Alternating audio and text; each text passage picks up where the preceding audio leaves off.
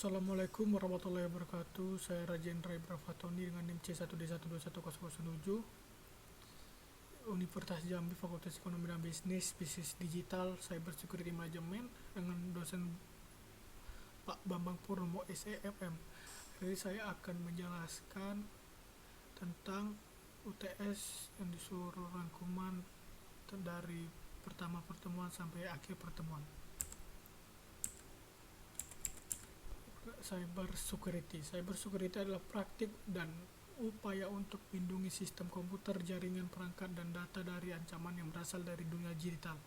Tujuan adalah untuk mencegah akses yang tidak sah, penggunaannya yang tidak sah, perubahan atau penghancuran data sensitif, serta melawan serangan atau penipuan yang dilakukan melalui jaringan komputer. Ini melibatkan perlindungan terhadap infrastruktur, teknologi informasi termasuk perangkat keras, perangkat lunak, dan orang-orang yang terlibat dalam operasi dan penggunaan sistem komputer. Upaya keamanan cyber mencakup penggunaan metode, alat, dan kebijakan untuk mengidentifikasi, mencegah, mendeteksi, dan merespon ancaman keamanan seperti malware, serangan hacker, pencurian identitas, dan serangan DDoS. Selanjutnya, konsep cyber security. Yang pertama, identifikasi ancaman, mengidentifikasi dan memahami ancaman yang mungkin mengintai sistem dan jaringan komputer. Ini melibatkan pemahaman tentang jenis serangan yang umum terjadi dan kemungkinan celah keamanan yang dapat dieksploitasi. Kedua, pencegahan, penerapan langkah-langkah kebijakan keamanan yang dirancang untuk mencegah serangan sebelum mereka terjadi. Ini melibatkan penggunaan firewall, enkripsi data, pengaturan izin akses yang tepat, dan pembaruan sistem keamanan secara teratur. 3. Deteksi pendeteksian, pengguna teknologi dan alat untuk mendeteksi aktivitas mencurigakan atau ancaman keamanan yang sudah terjadi. Hal ini termasuk penggunaan sistem deteksi intrusi atau IDS, sistem deteksi ancaman atau threat detection system, dan analisis log aktivitas. Selanjutnya, manfaat cyber security. Yang pertama, pelindungan data. Keamanan cyber melindungi data sensitif dari akses yang tidak sah, perubahan atau penghancuran. Ini melibatkan enkripsi data, pengaturan izin akses yang tepat, dan langkah-langkah keamanan lainnya untuk menjaga kerahasiaan dan integritas data. Yang kedua, mencegah serangan dan kerugian finansial. Keamanan cyber membantu mencegah serangan cyber yang dapat menyebabkan kerugian finansial. Serangan seperti pencurian identitas, penipuan online, atau serangan ransomware dapat dihindari dari langkah-langkah keamanan yang tepat.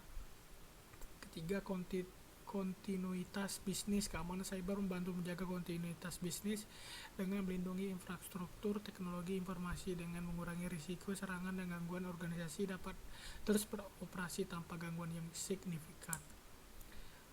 Apa itu PSE? PSE Kominfo adalah singkatan dari Pusat Cyber Sandi Negara yang merupakan lembaga Indonesia yang bertanggung jawab dalam melindungi keamanan cyber negara dan memberikan perlindungan terhadap infrastruktur teknologi informasi di tingkat pemerintah pusat. PSE memiliki peran penting dalam mengidentifikasi, menganalisis, dan merespons ancaman keamanan cyber yang mungkin timbul di lingkungan digital.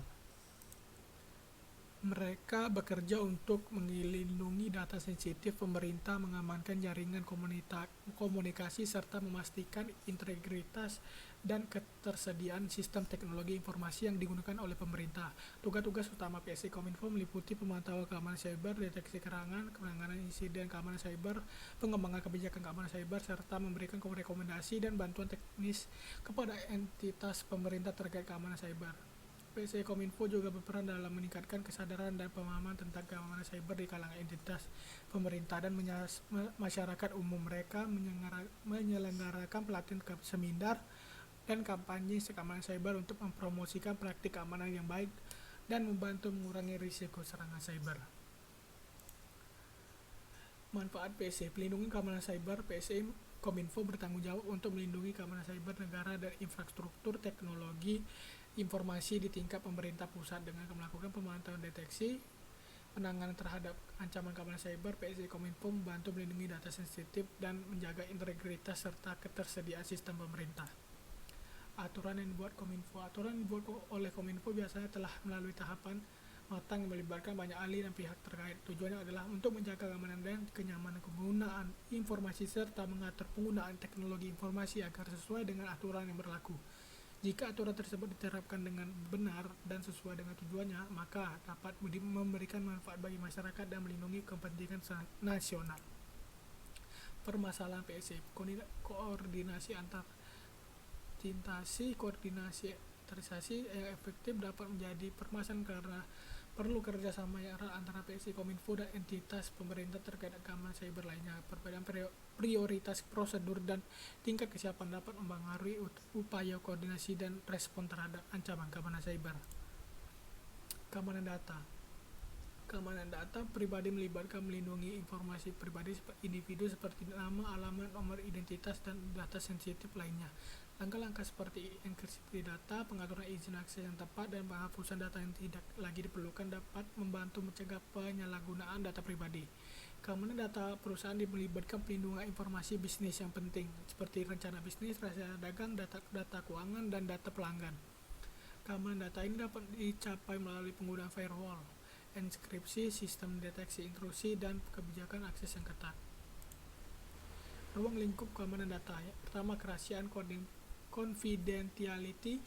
Ruang lingkup ini melibatkan menjaga kerahasiaan data agar hanya dapat diakses oleh pihak yang berwenang. Ini dapat dicapai melalui penggunaan enkripsi data, pengaturan izin akses yang tepat, dan menerapkan kebijakan keamanan yang membatasi akses ke data sensitif. Kedua, integritas atau integrity. Integritas data melibatkan memastikan bahwa data tetap utuh, tidak mengalami perubahan yang tidak sah atau tidak diinginkan. Upaya untuk menjaga integritas data meliputi penggunaan data tangan digital, sistem verifikasi checksum, dan penggunaan metode pengamanan data yang mencegah perubahan yang tidak sah. Ketiga, ketersediaan atau availability. Ketersediaan atau data aspek yang melibatkan memastikan bahwa data dapat diakses dan digunakan oleh pihak yang berwenang ketika diperlukan. Ini melibatkan penggunaan backup data, rekomendasi sistem, dan rencana pemulihan bencana untuk menghindari atau minimalkan gangguan yang dapat menghambat akses terhadap data. Implementasi strategi. Rencana implementasi identifikasi sasaran, tujuan, dan langkah-langkah kritis yang diperlukan untuk mencapai strategi yang telah ditetapkan. Buat rencana implementasi yang jelas dan terperinci, termasuk alokasi sumber daya, jadwal waktu, dan tanggung jawab yang jelas. Komunikasikan strategi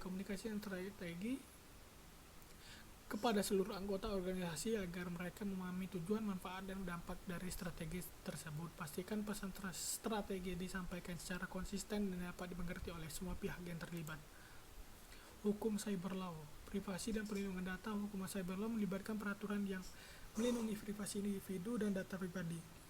Ini termasuk regulasi terkait dengan pengumpulan, penggunaan, dan penyimpanan data pribadi, serta perlindungan terhadap serangan cyber dan pelanggaran data.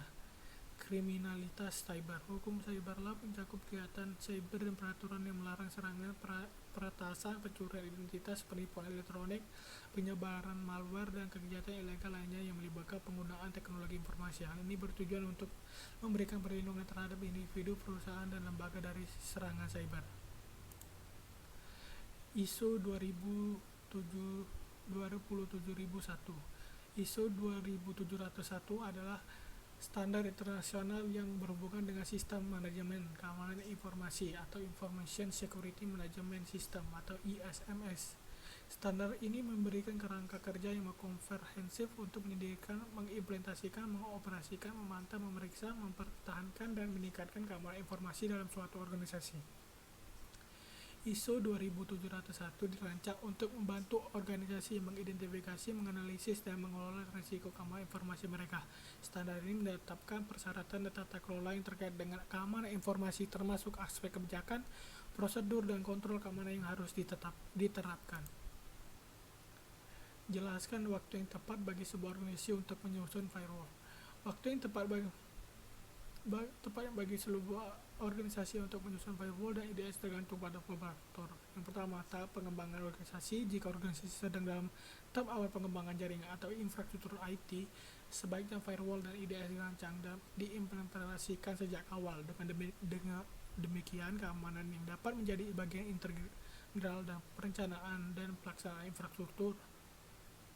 Kedua, perubahan lingkungan jaringan. Jika organisasi melakukan perubahan besar dalam jaringan seperti perluasan integrasi dengan mitra bisnis atau penggunaan teknologi baru, ini dapat menjadi waktu yang tepat untuk menyusun atau memperbarui firewall dan IDS untuk memastikan keamanan yang sesuai dengan perubahan tersebut. Sekian, terima kasih. Saya akhiri. Wassalamualaikum warahmatullahi wabarakatuh.